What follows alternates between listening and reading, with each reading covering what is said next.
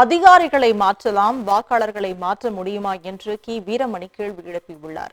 திராவிடர் கழக தலைவர் வீரமணி வெளியிட்டுள்ள அறிக்கையில், சட்டமன்ற தேர்தல்கள் நடைபெறும் 5 மாநிலங்களில் தமிழ்நாடு, மேற்கு வங்கம் ஆகிய 2 மாநிலங்கள் மீது ஒன்றிய RSS பாஜக அரசு குறிவைத்து செயல்பட்டுக் கொண்டிருப்பதாக தெரிவித்துள்ளார். நடுநிலைமைக்கு பேர் போன தேர்தல் ஆணையமோ இந்த 2 மாநிலங்களில் மட்டும் தொடர்ந்து அதிகாரிகளை மாற்றிக்கொண்டே இருந்ததாகவும், இதில் திமுக சார்பில் எதிர்ப்பு தெரிவிக்கப்பட்ட பின்னர் தேர்தல் ஆணையத்தால் நியமிக்கப்பட்ட பாஜகவுக்கு சார்பான காவல்துறை அதிகாரியின் நியமனம் திரும்ப பெறப்பட்டதாகவும் வீரமணி குறிப்பிட்டுள்ளார். தலைமை செயலாளரை மாற்றுவதற்கெல்லாம் அதிகாரமே இல்லாத தேர்தல் ஆணையம் அதிகாரிகளை மாற்றுவதை நிறுத்தவில்லை என்றும், இது அதிகார அத்துமீறல் இல்லையா என்று அவர் கேள்வி எழுப்பியுள்ளார். தேர்தல் ஆணையம் அதிகாரிகளை மாற்றலாம், வாக்காளர்களை மாற்ற முடியுமா?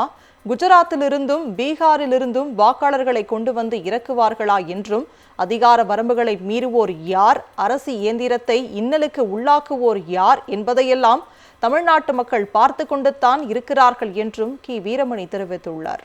அதிகாரிகளை மாற்றலாம், வாக்காளர்களை மாற்ற முடியுமா என்று வீரமணி கேள்வி எழுப்பியுள்ளார்.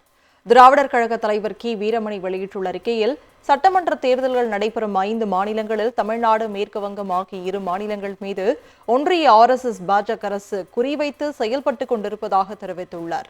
நடுநிலைமைக்கு பேர் போன தேர்தல் ஆணையமோ இந்த 2 மாநிலங்களில் மட்டும் தொடர்ந்து அதிகாரிகளை மாற்றிக்கொண்டே இருந்ததாகவும், இதில் திமுக சார்பில் எதிர்ப்பு தெரிவிக்கப்பட்ட பின்னர் தேர்தல் ஆணையத்தால் நியமிக்கப்பட்ட பாஜகவுக்கு சார்பான காவல்துறை அதிகாரியின் நியமனம் திரும்ப பெறப்பட்டதாகவும் வீரமணி குறிப்பிட்டுள்ளார்.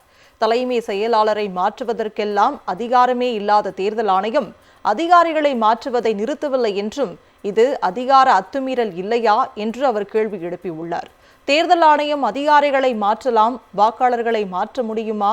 குஜராத்திலிருந்தும் பீகாரிலிருந்தும் வாக்காளர்களை கொண்டு வந்து இறக்குவார்களா என்றும், அதிகார வரம்புகளை மீறுவோர் யார், அரசு இயந்திரத்தை இன்னலுக்கு உள்ளாக்குவோர் யார் என்பதையெல்லாம் தமிழ்நாட்டு மக்கள் பார்த்து கொண்டுத்தான் இருக்கிறார்கள் என்றும் வீரமணி தெரிவித்துள்ளார்.